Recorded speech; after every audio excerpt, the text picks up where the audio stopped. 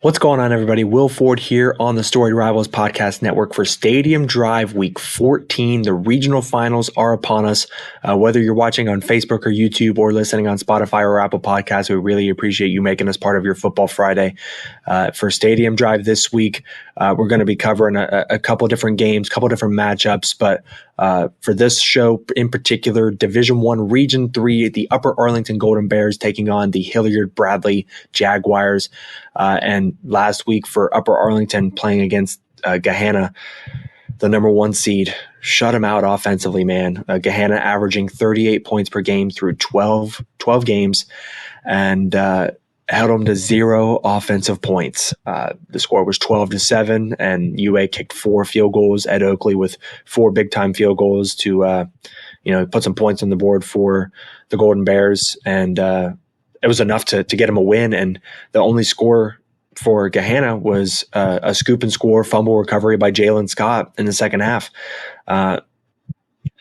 Absolute brilliance by Justin Buttermore and his defense, really for 6 straight weeks, but this might be the most impressive so far because Diore Hubbard for Gahanna, the OCC-Ohio Player of the Year, held him to just 37 yards rushing. I mean, when we talked to him last week, he said, I don't know if we're going to be able to stop him, but can we limit him, make things easier for our defense?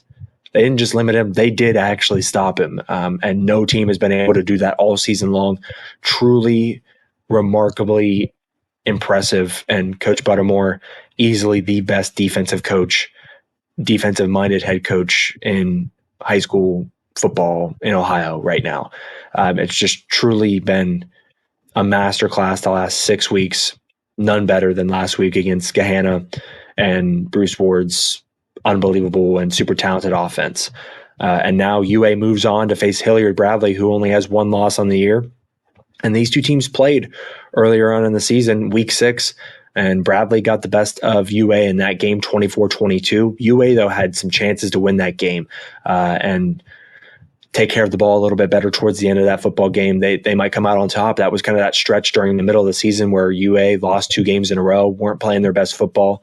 But now, I mean, they're just dialed in defensively and offensively. Although they did have 2 turnovers against Gahanna, they're taking care of the ball for the most part right now. And on third down, they're clutch. They move it in big spots. It's just situationally, Justin Buttermore's team has been so good offensively and defensively. This Hilliard Bradley team, they pass the ball a little bit more than they run it, but they can be balanced. They have the threat of being balanced. They like to get the ball out in space to their playmakers, and their defense has also been remarkable through this playoff run. And they held Pickerington North in the regional semifinal to no points, 19-0 shutout. And that's a very, very talented Pick North offense. So to do that, hold them to 0 points in a playoff game, very, very impressive. It's going to be a matchup between 2 really, really good defenses. And I wonder, is it going to be another low-scoring affair? So here is head coach Justin Buttermore of the Upper Arlington Golden Bears talking about the ebb and flow of that game against Gahanna last week. What was the secret sauce to stopping Diore Hubbard and that explosive Golden Lion offense? And then prepping for this Hilliard Bradley team that is the same as they were back in week 6. They do the same things, but they're just better now, as most teams are once you get to this level in the playoffs, a chance to get to the Final Four, man. So here is head coach Justin Buttermore of the Golden Bears here on Stadium Drive, Week 14, the regional finals. Thanks so much for joining us here on Facebook, YouTube, Spotify, and Apple Podcasts. All right, we're here with head coach Justin Buttermore of the Upper Arlington Golden Bears going into the regional final of the Division I playoffs. And Coach, really appreciate your time. I want to start with that 12-7 win against Gahanna Lincoln, the number 1 seed in the regional semifinal last week. You win 12-7. You don't score an offensive touchdown. You kick 4 field goals. And the 7 points that Gahanna scored was off of a fumble recovery, a scoop and score touchdown. So you shut out arguably the best offense in Division I all season long. They don't score a touchdown. They only have 1 chance at points. They miss a field goal. I just want to know how you did it, man, because I mean, obviously it's a team effort, but like all 11 guys, like they just didn't miss an assignment really all night. There was like one big play in the first half where Jalen Scott caught a 50-yard bomb downfield, but then you stood up from there. You didn't allow any points. Everyone did their job all night long, didn't give up big plays. How did you do it, man? What's the secret sauce? Well, I think the kids just played really hard. I know that's a simple explanation, but like I said, we have some bright kids that understand their responsibility and understand where they're supposed to fit and where they're supposed to be, and they've just been really disciplined. And we were in the right spot most of the night, and I think that's what allowed us to prevent big plays. And one big play we did give up. Like you said, we did a great job of being mentally tough and not kind of putting our heads down and worrying about it. We just played and played hard, and they had a couple penalties. We pushed them back a little bit, and it ended up in a missed field goal. So, it's just an outstanding effort, just from an absolute discipline standpoint, and just guys playing together. So it was a like I said, like I've said all year, it's not any one guy. It's just a group of guys kind of really playing together well. What was the key to stopping Diore? Because he OCC-Ohio Player of the Year, but you held him to 37 yards rushing, which, I mean, when we talked last week, you said, like, I don't know if we're going to be able to stop him, but we'll just have to try to limit him. But you pretty much did stop him. I mean, he really had no chunk plays. He didn't get in space very often. And when he did get in space, I mean, you had guys rally into the football. I mean, what was the secret to stopping him? Because you did the best job out of every other team this year as far as just limiting his production to essentially zero. Yeah, well, I mean, we tried to give some different looks. I mean, we looked the same pre-snap, but we tried to obviously get some different looks and get some extra guys in the box from different spots. But at the end of the day, our defensive line just played incredibly well. Our defensive line, I don't want to say dominated, but they handled themselves very, very well. Gahanna is a terrific offensive line on film. You can see against everybody that they're well coached and they have some really good players.